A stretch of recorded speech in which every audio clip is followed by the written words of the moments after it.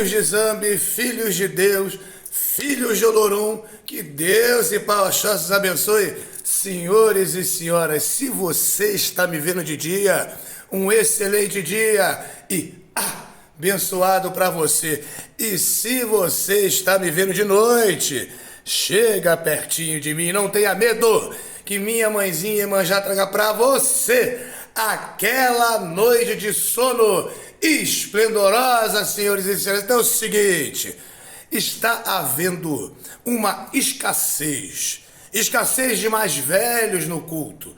Pessoas estas que entraram para a religião afro-brasileira por um motivo de saúde, um motivo financeiro, e esses são os motivos plausíveis e terrenos, senhores e senhoras. Mas o que muita gente não entende é que em outra vida, em outra vinda na Terra, pessoas como estas fizeram compromisso no Orum, nos céus, nas colônias, nas florestas, de reencarnarem com este caminho religioso. Tá, senhores e senhoras? Então, o que há muito neste mundo é pessoas que adentram a religião para resolver um problema e, ali diagnosticado através do jogo, que aquela pessoa, ou um guia falando que aquela pessoa tem que botar roupa, esta pessoa, muitas das vezes, não veste esta armadura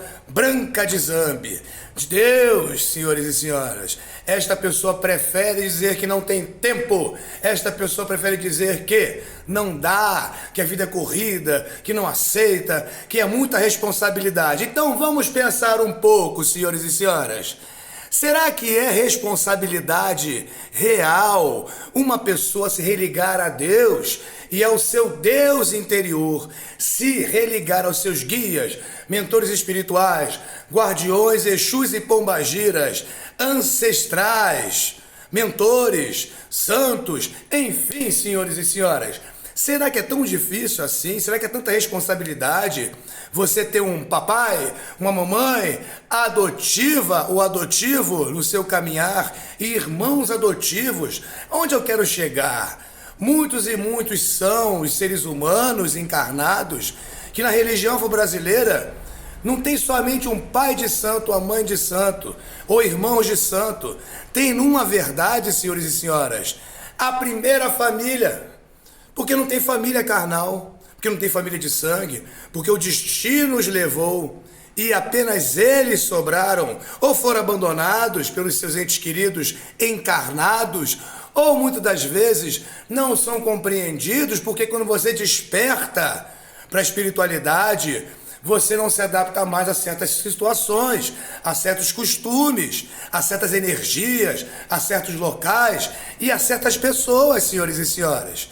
Mesmo sendo parentes seus, o tio, a tia, que muitas das vezes comunga com excesso, violência e tudo mais, você não quer ir lá na casa deles, né? Então, senhores e senhoras, você tem um convívio aí num domingo em família, todo mundo junto, numa churrascaria, num aniversário, mas de certo que você não quer muito ir, não é isso? Então, senhores e senhoras, entendam o seguinte, é uma magnitude tamanha, é uma magnitude imensurável dessa religião, até gaguejei de emoção. Mas, senhores e senhoras, entendam o seguinte, não é responsabilidade demais para você, Abian, vindo da dúvida, não é isso? Aquele que paira sobre a dúvida, o Abian, para quem não conhece, é a pessoa que não é feita no santo, que está lá de roupa branca, aprendendo comidas ritualísticas, se for mulher, dando uma força, lavando uma louça, tendo a troca de axé com a casa de axé, não é isso? Então, senhores e senhoras, o Abian, você, meu querido amigo Abian, tem que passar um tempo muito grande, de pelo menos 1 ano, fazendo bori, ebó, sacudimento, banho de erva, banho de folha, limpeza, dedicação, se conectar com o seu eu ancestral. Por quê? Nesse período você vai avaliar se o seu sacerdote ou sacerdotisa tem idoneidade espiritual e moral para serem eternamente, até que você possa virar um pai, uma mãe de santo ou um mais velho, tá, senhores e senhores? No caso do Ogã e da Eked é diferente, porque tem um juramento com o orixá que os levantou, um juramento lá no seu batismo, maçangá, sei lá, tem um juramento com o orixá, de serem zeladores do orixá, serem os olhos, os braços, enfim, os guardiões, as pessoas que são de confiança de um sacerdote ou sacerdotisa. Mas você que é rodante, entenda o seguinte, você muitas das vezes vai entrar para um terreiro não pelo amor, mas quando você é iludido através do seu próprio ego, que dizem assim, você nasceu com odor de cargo, você nasceu com odor para ser mãe de santo, odor para quem não sabe é caminho, é destino, tá, senhores? Então, é a energia. Você nasceu com a estrela, com o odor, para ser mãe de santo, pai de santo. Aí o ser humano fica com aquela vaidade, e aí cruza os braços muitas das vezes e passa por iniciações. Mas o que ele tem, na verdade? Ele tem vivência do axé porque ele não tem tempo. Ele só vai quando tem toque, xirê, gira, enfim. Ele só vai quando tem festa. E aí, senhores e senhoras, ele não tem vivência. Ele não fica no dia a dia na casa de santo, ou pelo menos uma vez ou duas vezes por semana. O que acontece com ele? Ele só terá ibá, assentamento, mas ele não vai ser em vida o mais próximo possível do seu orixá sentado no seu mutuê, cabeça, ori, ou não será encarnado um orixá encarnado. Então, senhores e senhores, entenda o seguinte, se você vai entrar para um terreiro, para uma macumba, eu posso falar macumba porque eu sou macumbeiro, né, senhores e senhoras? Então, você que é de outra religião que não pode, que é preconceito. Então é o seguinte, se você vai entrar para o terreiro, passa um período como cliente, resolve os problemas, não entra quando você tiver problema, tá? Porque senão só os problemas vão mover a sua fé. Não entra para o terreiro como filho de santo se você tiver com escassez financeira, porque só o dinheiro vai mover a tua fé. É a fé de fogo que eu falo.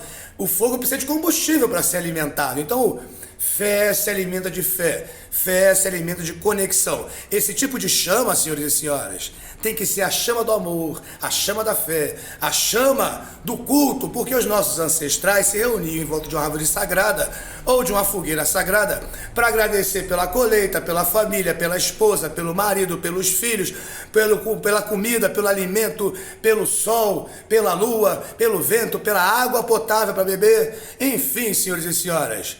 Em consequência da gratidão, da conexão, recebiam o divino, tá? Não é porque não... Hoje em dia o povo não tem emprego, sai do terreiro. Hoje em dia o povo não tem namorado ou namorada, sai do terreiro. O povo hoje em dia passa por um teste de fé, que é natural quando você começa a sua vida espiritual, porque vai ter um montão de inimigo espiritual seu e obsessor, tentando tirar o seu ponto de equilíbrio, onde você se conecta com Deus e... É isso, senhores e senhoras. Então, você tem um chamado mediúnico, você tem mediunidade, sente pessoas, ambientes, locais, intenções, faz um teste, entra para um terreiro sério, idôneo, registrado certinho em federações, veja se aquele sacerdote tem uma ficha limpa, e no convívio com os clientes, e os filhos que ali estão, se tem amparo.